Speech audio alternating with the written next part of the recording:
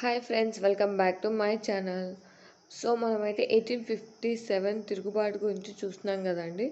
So last వీడియోలో ఝాన్సీ రాజ్యం అయిపోయింది కదా, ఝాన్సీ రాజ్యం అయిపోయింది. సో ఇప్పుడు ఆగ్రా అండి, ఆగ్రా బీహార్, జగదీష్పూర్లో బీహార్లో ఆగ్రా. సో ఇక్కడ ఎవరు మనకి తిరుగుబాటు చేశారు, సో దానికి సంబంధించిన వివరాలు చూద్దాం. సో ఈ తిరుగుబాటు నాయకుడు మహారాజ్ కున్వర్ సింగ్ బిరుదులు: భీష్మాచార్యుడు, బీహార్ సింహం, బీహార్ కేసరి. సో 1857 తిరుగుబాటులో పాల్గొన్న అత్యధిక వయసు అంటే ఎక్కువ వయసు గలవాడు కున్వర్ సింగ్ కలిగిన వ్యక్తి. సో జగదీష్పూర్ తిరుగుబాటును అణచివేసిన అధికారులు William Tayler, William Eyre. Okay, so ఇది ఇంపార్టెంట్ అండి. అణచివేసిన వారు ఎవరు అండ్ అతని ఆ ప్లేస్ యొక్క నాయకుడు ఎవరు, సో అతని గల బిరుదులు ఏంటి, సో ఇదంతా ఇంపార్టెంట్. ఓకేనా. నెక్స్ట్ వచ్చేసి సిపాయిల తిరుగుబాటు హైదరాబాద్ లేదా నిజామాబాద్పై ప్రభావం. అంటే హైదరాబాదు నిజామాబాద్పై ఎలా ప్రభావం పడింది అనేది చెప్తున్నారు. సో తిరుగుబాటు ప్రారంభమైన రోజున హైదరాబాద్ నిజామాబాద్ నాసిర్ ఉద్ దౌలా ఇతను 1857 మే 16న మరణించాడు. సిపాయిల తిరుగుబాటు సమయంలో నిజాంగా ఉంటున్న ఆంగ్లేయులకు సహకరించిన వ్యక్తి జియాం అఫ్జల్ ఉద్ దౌలా. తిరుగుబాటు సమయంలో హైదరాబాద్ దివాన్ 1వ సాలార్ జంగ్ తుగ్లక్ అలీ ఖాన్. సో తిరుగుబాటు సమయంలో Hyderabad British resident sir Henry Davidson. So ఇది ఒక్కటే ఇంపార్టెంట్ అండి, నాకు తెలిసి ఇదంతా ఇంపార్టెంట్ కాదు. సో ఇది ఒక్క పాయింట్ గుర్తుపెట్టుకోండి. తిరుగుబాటు సమయంలో హైదరాబాద్ బ్రిటిష్ రెసిడెంట్ ఎవరంటే sir Henry Davidson.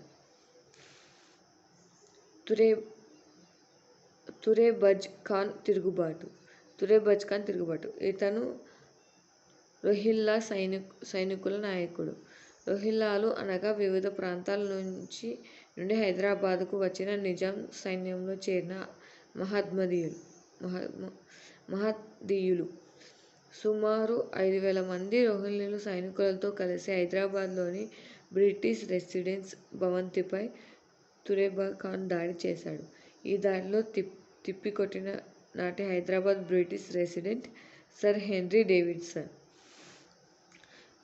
Turrebaz Khan శవాన్ని హైదరాబాద్లో బహిరంగంగా వేలాడదీశారు. సో తురేబజ్ ఖాన్ బిరుదు the forgotten hero of Hyderabad. దాగి ఉన్న hero, the forgotten hero of Hyderabad. గుర్తుపెట్టుకోండి, ఇంపార్టెంట్. కడప తిరుగుబాటుకు నాయకుడు ఫిరోజ్ సాహెబ్.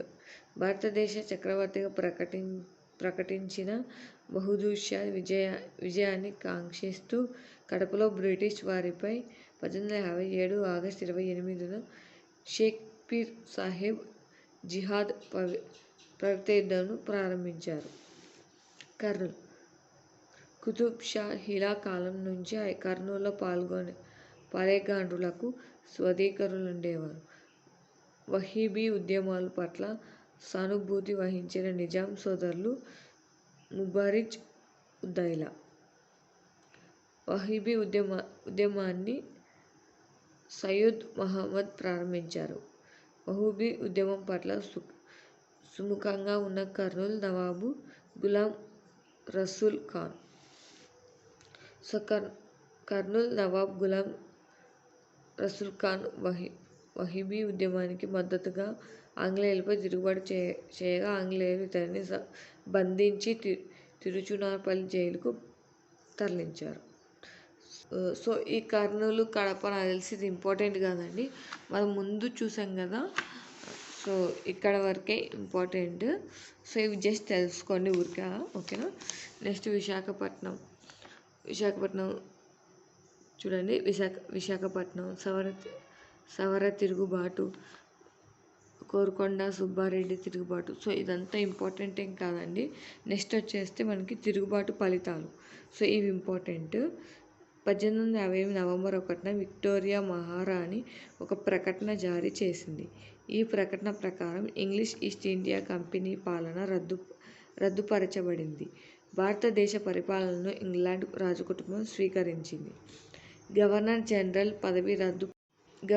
జనరల్ పదవి రద్దు పరచబడి వైస్రాయి లేదా రాజప్రతినిధి నూతన పదవి సృష్టించబడింది.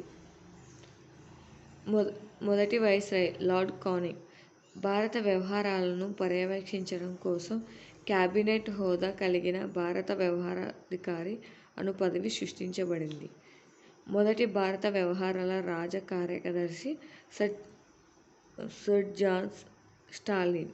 ఓకే, సో ఇవి ఇంపార్టెంట్, ఇవి గుర్తుపెట్టుకోండి. రాజ్య సంస్కరణ సిద్ధాంతం రద్దుపరచబడింది. సో దీనివల్లే కదా, వన్ ఆఫ్ ద రీజన్ ఇది కూడా. తమకు సహకరించినందుకు ఆంగ్లేయులు నిజాం అఫ్జల్ ఔదుల్లాకు తిరిగి ఇచ్చిన ప్రాంతాలు రాయచూర్, షోలాపూర్, ఉస్మానాబాద్. నిజాం యొక్క 50 లక్షల రుణమాఫీ చేయబడింది.